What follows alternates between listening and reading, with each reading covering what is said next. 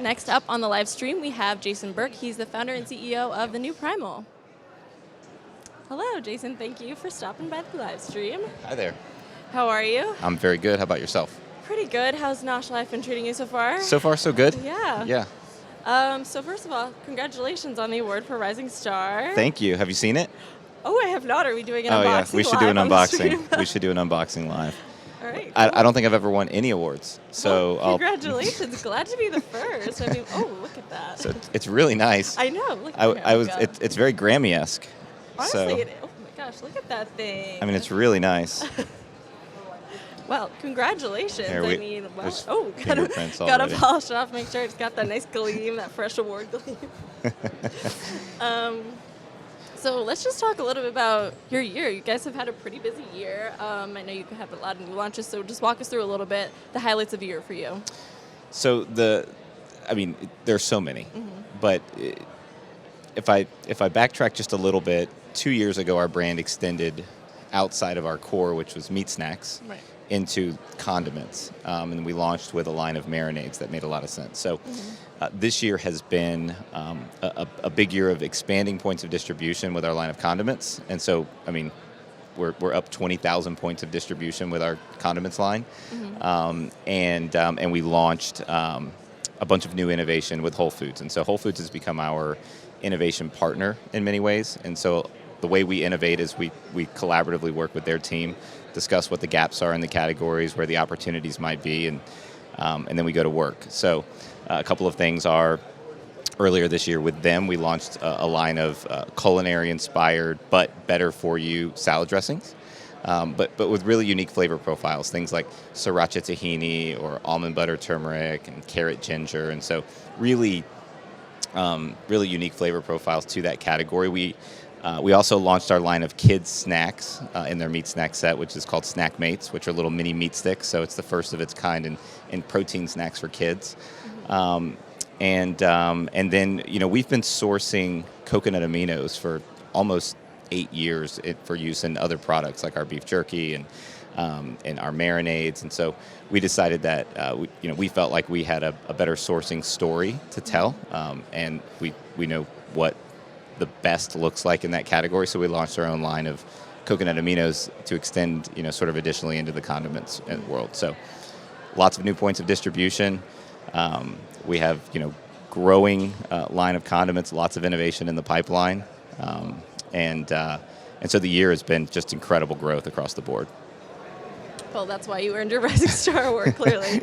I was talking to Leland a little bit about this, but when you're launching into a new category, a new space, like what's your strategy for that? How do you know what the move is to make? I'm a really bad person to ask this question because it was sort of accidental for us. Oh, really? And we were, I promise, we were trying to scale our beef jerky manufacturing, and we were trying to account for some variances between a couple of different co-packing facilities. And we were making our marinade, our recipe for our jerky, off-site, and we were sending it in to sort of account for some of the inconsistency we were seeing in the product. It just turns out that when we tried that by itself as a standalone marinade or cooking sauce, kind of all-purpose utility, it worked really well. And so we just shared it with a couple of people that we knew, a few category managers that we had relationships with. The Whole Foods team decided it was really great and wanted to give it a shot. It surpassed all of our expectations. And they sort of came back to us and said, what else is in your innovation pipeline for condiments? So it's certainly a huge challenge to manage across multiple categories. We've always viewed ourselves as a lifestyle brand, although I don't love that term. We've always viewed ourselves sort of as more than meat snacks. So it was not intentional that we went into these new categories, but so it's been, I think, the best surprise of our business.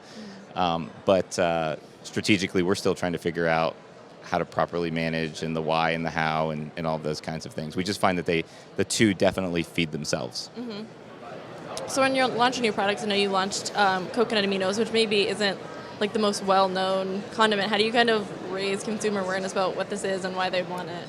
Sure. So that's a great question. I mean, look, I think that the most obvious way to do that is you sample that product in stores and you tell that story. Mm-hmm. I think that merchandising placement is a big part of that as well. And so once upon a time, coconut aminos in many stores would live in sort of the cooking sauce aisle, which I think creates sort of a lower awareness. Now it sits right next to soy sauce. And so I think if it's very clear on the branding or on the packaging and within the branding that this is a soy sauce alternative.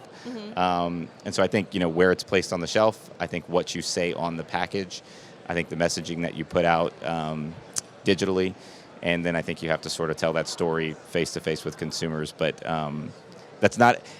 Fortunately, coconut aminos on a mass scale does not have the recognition that you just mentioned. Within the natural channel, which is where we sort of always start, there's a pretty decent awareness within that channel. I just think if you merchandise it properly, the folks that are buying soy sauce or tamari, they'll see that there's an alternative and hopefully give that a try.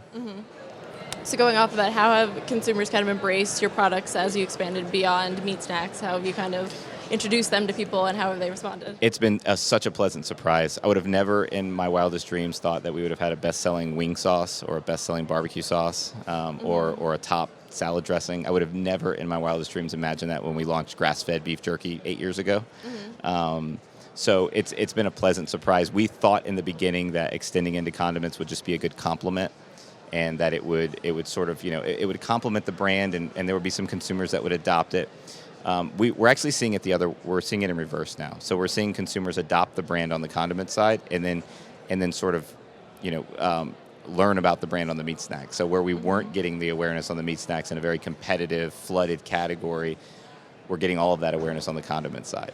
So it represents, more than half of our business today, and we started as a meat snack company. So I think, we've worked with a few core, so in addition to getting the placement and the merchandising right at Whole Foods first and then expanding, we've worked with a few core influencers, and then aligning ourselves with a few of these, what I would call a food tribe, like the Whole30 program and the paleo and the keto folks. And so aligning with those food tribes and people that tell that story at a bigger scale, that's how we get the word out.